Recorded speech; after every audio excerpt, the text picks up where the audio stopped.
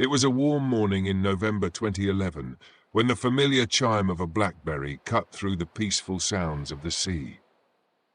The phone belonged to Sofi's twin sister, and its sudden ringing disrupted their quiet holiday at a sunlit beach in Gunung Kidul, on the southern edge of Yogyakarta. The call came from one of their band crew, asking if either of them was available to perform the following night at an event, a wedding event. Sofi and her sister were twins, both singers in a local music group known across Yogyakarta for performing religious songs, often with percussive instruments, at weddings, celebrations, and other traditional gatherings. This time, her sister couldn't make it, and so the job would fall to Sofi. Sofi agreed without hesitation. It was, after all, a familiar kind of request, one she had accepted many times before.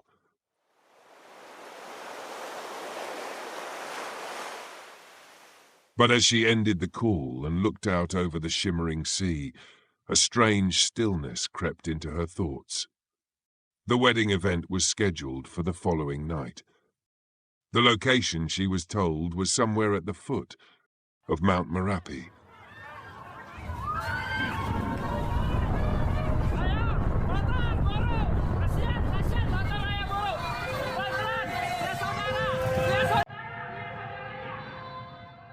Still, Sofi didn't think too much of it.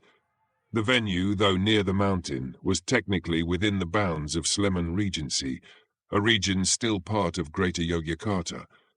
It felt manageable, a routine. But then, another detail came through the conversation.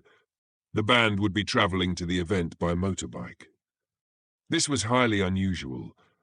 Normally, for any venue more than 4 kilometers away, the team always arranged for a car. It was safer, more practical, especially when carrying instruments and performance attire. Yet no vehicle had been booked this time. The crew simply said they would ride. Sofi could have called her boyfriend. He always offered to drive her to distant events, especially in rural or unfamiliar areas. But strangely, she didn't. Something inside her, perhaps the illusion of familiarity, perhaps the warmth of the beach air, convinced her it wasn't necessary. They were still in Yogyakarta, after all. What could go wrong?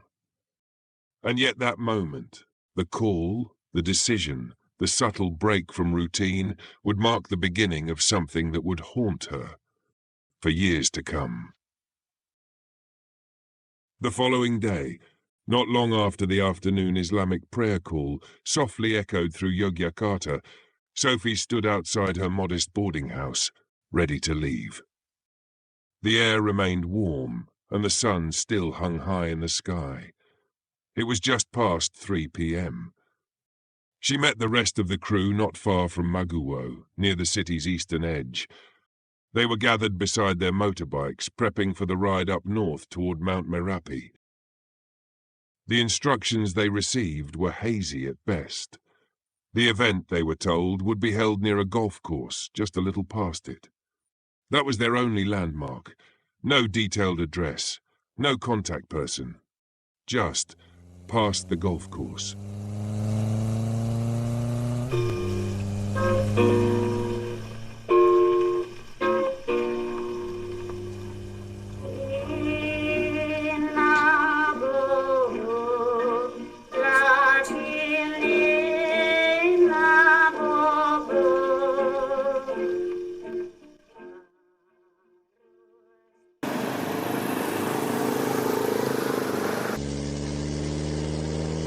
The group was uneasy from the start, travelling by motorbike for a job that far was unusual, and strangely, no one questioned it out loud. As they rode further north, the landscape began to change. Familiar shops and intersections gave way to long, winding roads lined with dense greenery. The further they went, the more unfamiliar the world became. Yet, to Sofi, parts of it felt oddly recognizable.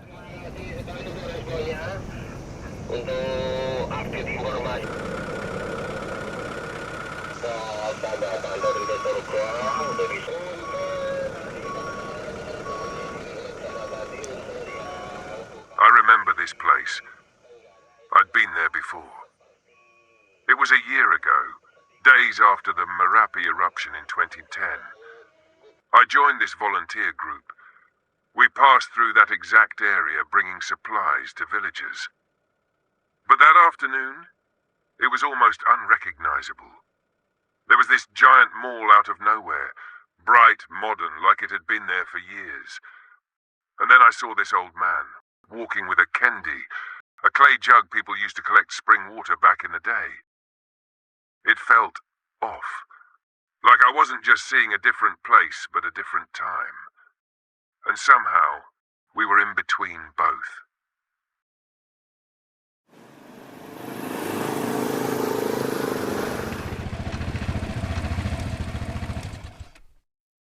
Their confusion deepened when they arrived at what should have been the golf course. The road opened wide, and to their right stretched the neatly trimmed green of the course, just as described by the host. But beyond it, nothing. No lights, no tents, no sound system, no sign of celebration or ceremony, only silence and trees. They circled the area slowly, scanning every direction. They were sure they had followed the directions correctly, just past the golf course. But there was no past, only shadow and road. They hesitated, engines humming low, eyes darting between the trees. Finally, they decided to push forward. Maybe the site was just a bit farther up, maybe the directions had been poorly worded, or maybe something was being withheld from them. As the road narrowed again, they approached a bridge, one that seemed to emerge from the forest like a scar. Its iron railings were rusted, its surface rough with old asphalt and forgotten dust.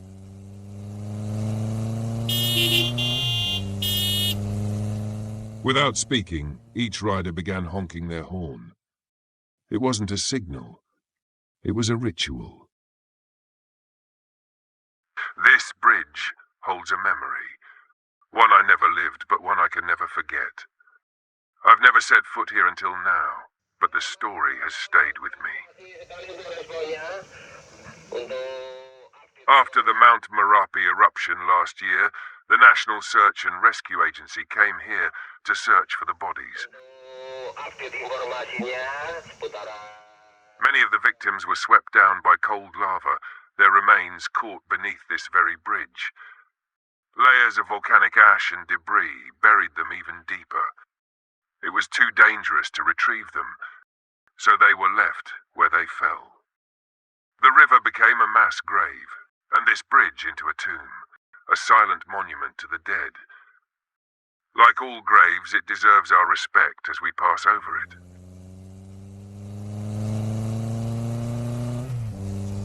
As they crossed the bridge, the hum of their motorbikes continued forward into deeper silence.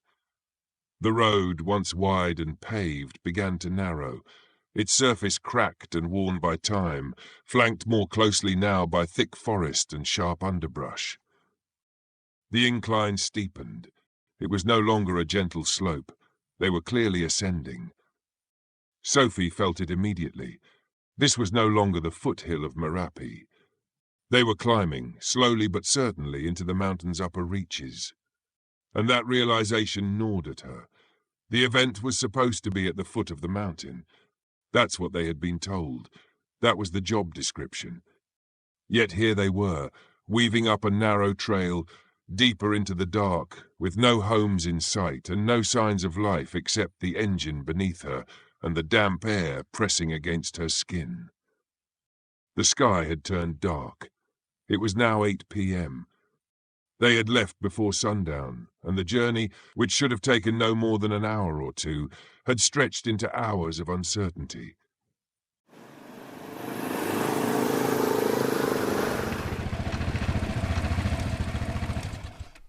The group finally slowed and pulled to the side of the road.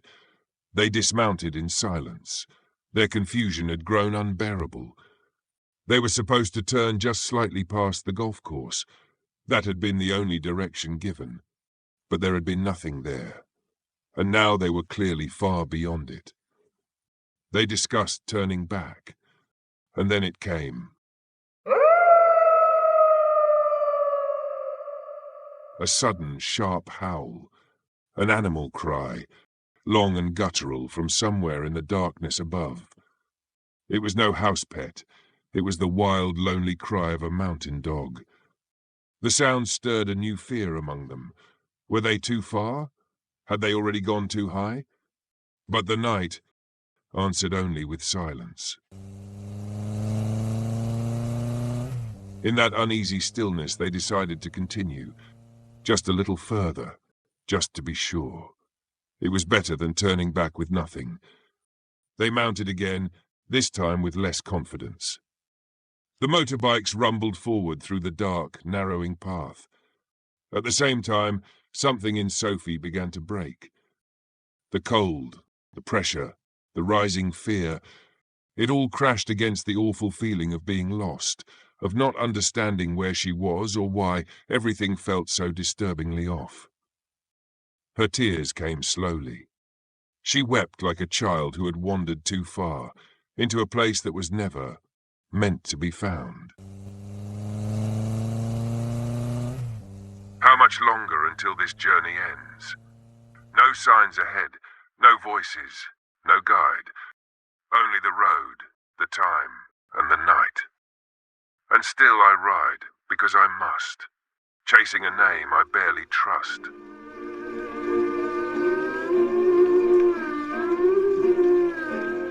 Mom, Dad, my dear sister, did I make a mistake?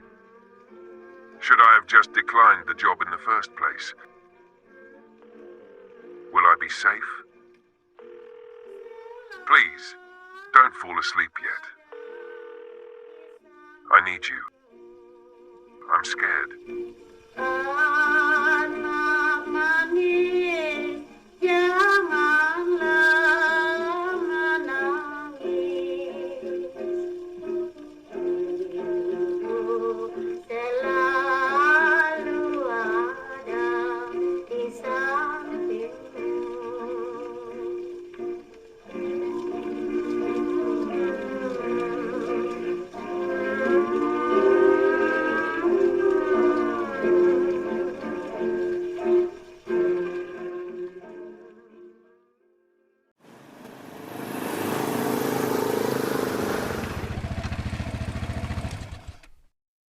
Shortly after, they saw them.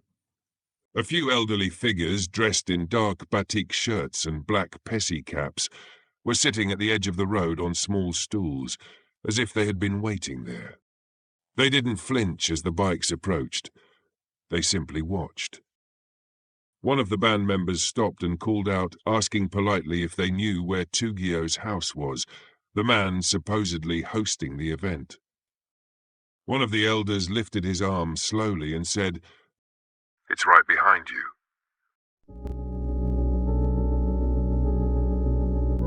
The group turned and froze.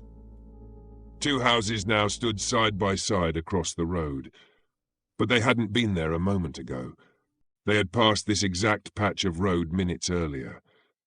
Sophie remembered it clearly. There had been nothing but tall grass, no buildings, no lights, no signs of life. But now, there they were, two houses standing silently in the mountain air as if they had always been there. And yet that wasn't even the strangest part. It was supposed to be a wedding, but there were no signs of one. No stage, no decorations, no guests. Just two houses, standing side by side.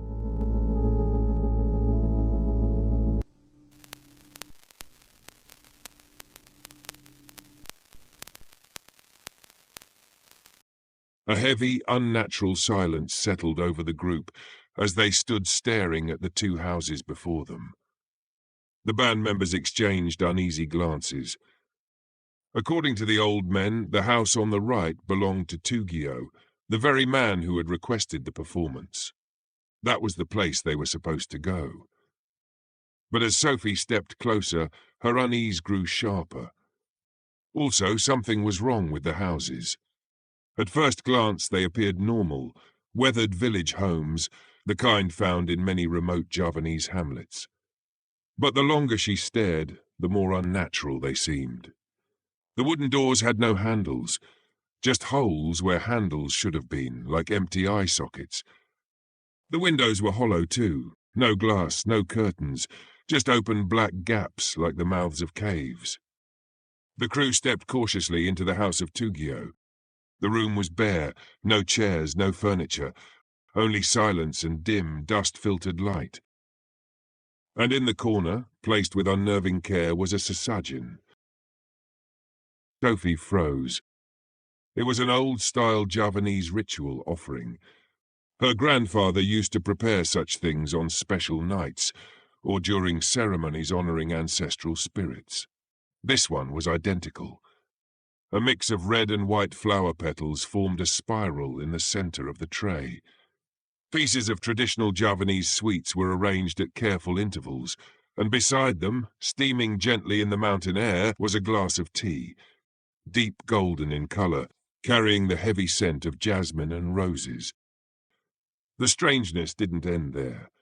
As Sofi stepped further into the house, she began to notice more things. There was something off about the house. It just didn't feel right. We stepped inside, and there was this old straw mat on the floor, one of those thick, woven ones I hadn't seen in years. We sat down, and in front of us were some snacks and drinks. Then someone came in, bringing several glasses of hot tea. But it wasn't just any tea. The smell was floral, almost too floral, like jasmine, rose, and other flowers I couldn't even recognize. And then came the strangest part, the mineral water bottles. I recognized them immediately.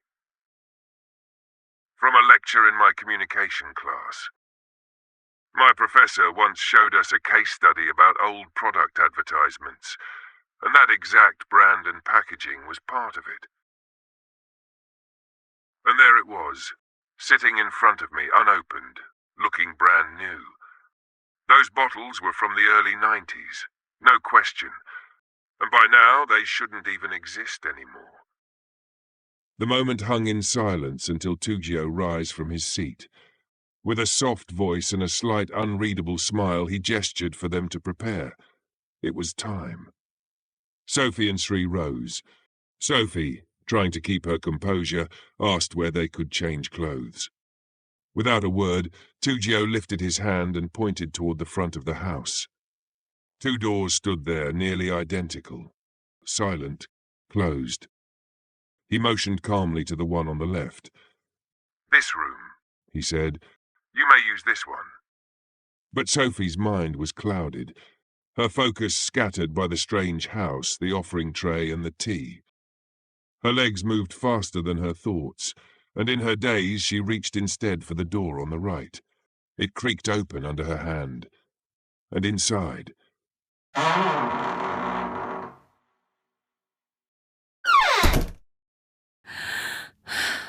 Sofi gasped and slammed the door shut, her heart pounding in her throat.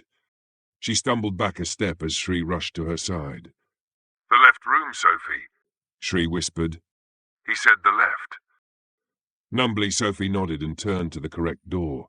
It opened with less resistance, but what lay inside was no comfort. The room smelled of stale air and forgotten things. Dust floated visibly in the air, thick and undisturbed. In the center, pushed against the wall, was a kapok mattress. Old, yellowed with age, and rolled at the edges like it had been forgotten for decades. They changed quickly, quietly, both too disturbed to speak. They hadn't been inside 5 minutes when one of the crew knocked. "The event's starting. Hurry." Sofi paused. She hadn't even heard sound checks. She hadn't seen a stage. There had been no decorations, no guests, just the empty space between two forgotten houses. She wrapped her scarf tightly, smoothed the lines of her outfit, and followed Sri out of the room.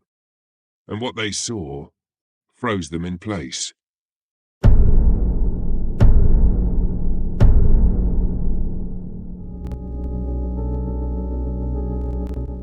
In the clearing between the two houses, where nothing had stood just moments before, now rose a complete stage, lit, wired, and humming with energy.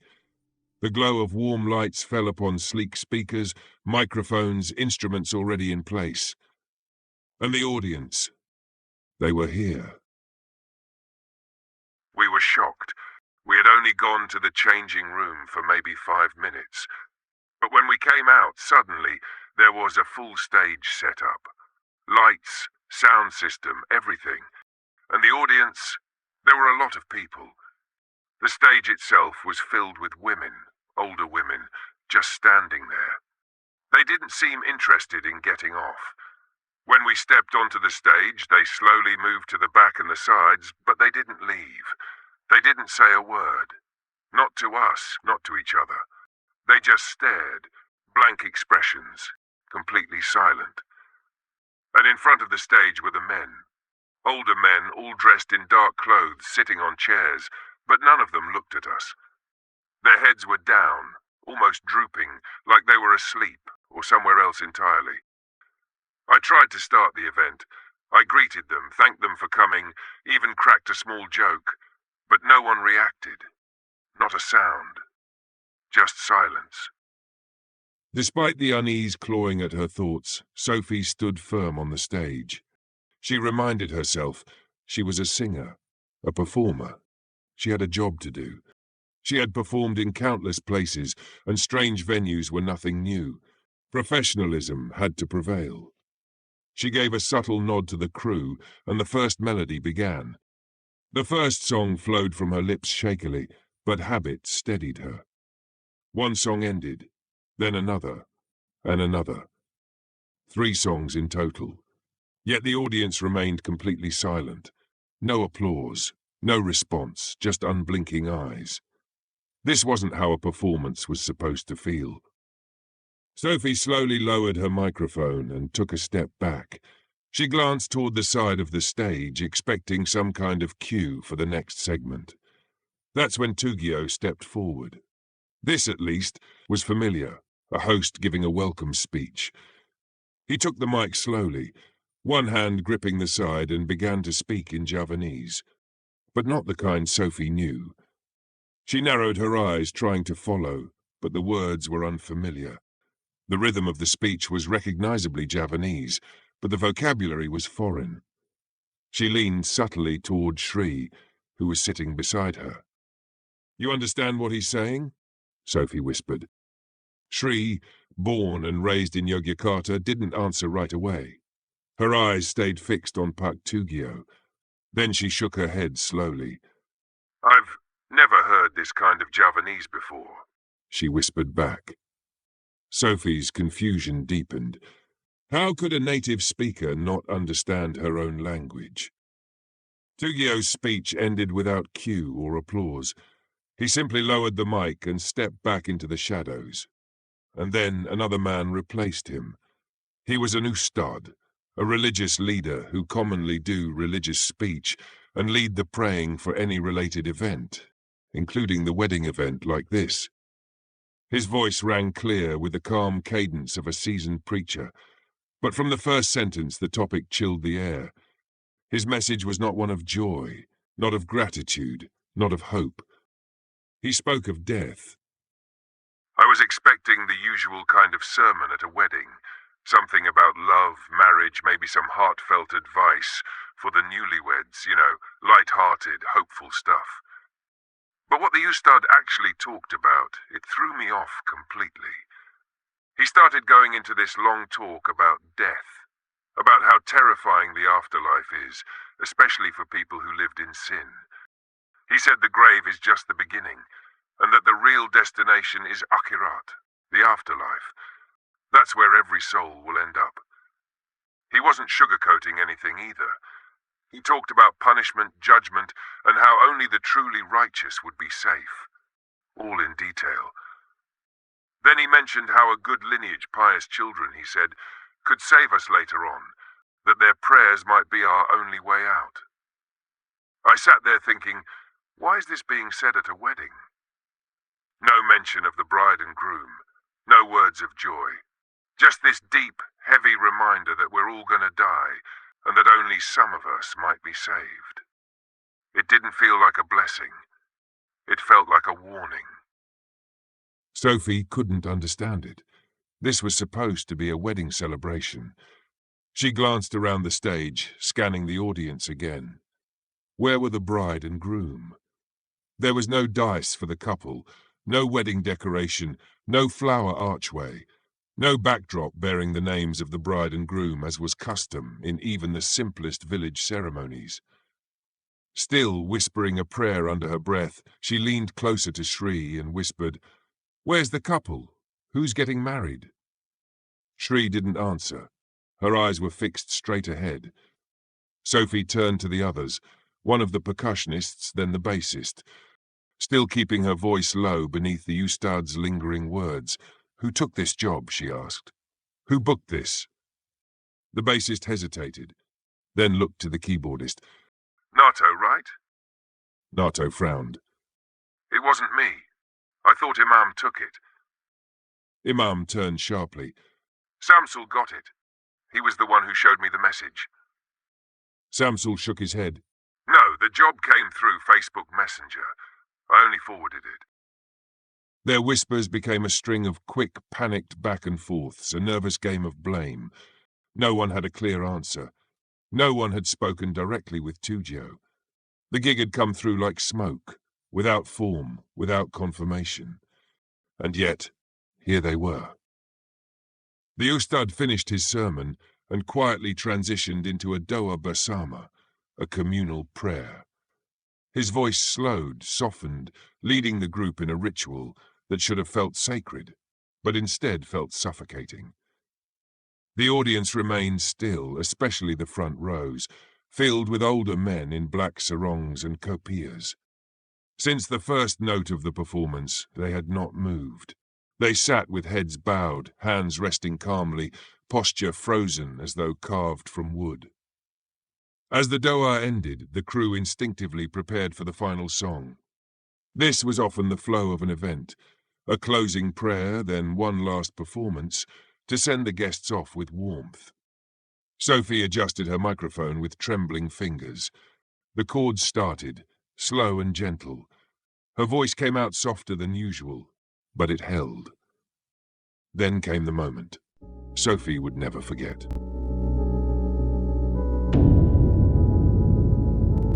The rows of men at the front, those who had sat unmoving, heads bowed since the beginning, lifted their faces.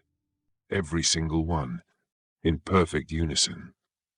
Dozens of faces looked up, and where their eyes should have been, dark, human, warm, there was only white, blank, shimmering under the stage lights.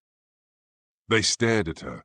Their expressions didn't change, no smiles, no frowns, just blank, eternal stares locked directly onto her. Sophie's breath caught. Her voice cracked briefly, but she forced herself to keep singing, gripping Shri's hand on instinct.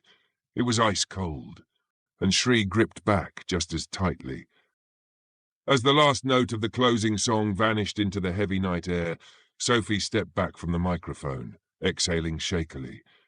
The audience hadn't moved, not when the music began, not when it ended. She forced a smile that never reached her eyes and leaned toward Shri, whispering, "I need to use the toilet. Badly." Shri nodded without hesitation. "Let's go together." They made their way back, toward the house where they had changed earlier. The path between the audience and the house was still unnaturally quiet. As Sophie and Shri stepped into the house, something shifted. Now, standing quietly along the walls were several people, dressed in traditional clothing that seemed faded, worn, almost forgotten by time. They didn't speak, but their eyes followed Sophie and Shri with perfect synchronicity. And then...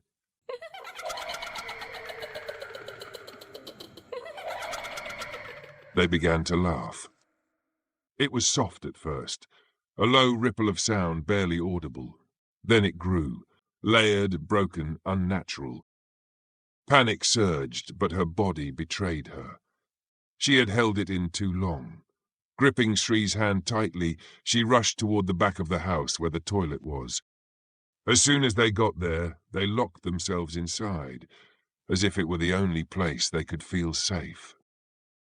After what felt like hours crammed into mere minutes, the two of them finally emerged, pale, trembling, their breaths short and uneven. She glanced at Shri, and without saying a word, they both ran from the house in fear. Outside, they ran straight into the rest of the crew.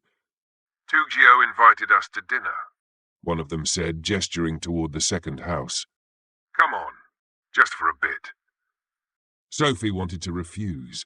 Every part of her ached to say no, but she was afraid to be left behind, so she followed. The second house stood nearly identical to the first, aged, hollow, unreal. Inside, her bandmates were already seated in a semicircle on the floor, cross-legged around trays of food. They were eating. Sofi stepped forward, and what she saw stopped her cold. They were eating flowers. As if that wasn't strange enough, there was also a tray of ice-cold rice and an old bottle of mineral water, the one she had seen when they first arrived, the one that shouldn't exist anymore. I squeezed Shri's hand tighter. We both sat silently on an old straw mat. I had no appetite to eat, not after what I'd just seen. I tried to shake off the unease, but it lingers. I wanted to leave, but the crew was still having a feast. I had no choice but to stay. In front of me was a woman in her 50s, pale, head lowered, sitting on the same mat. I tried making small talk as I thought it would make time flies, though it turned out to be my second big mistake, right after agreeing to take this job. I asked her, "Ma'am, I heard this is a wedding, but I haven't seen the groom or the bride. Where are they?" Which she replies, "They're already dead."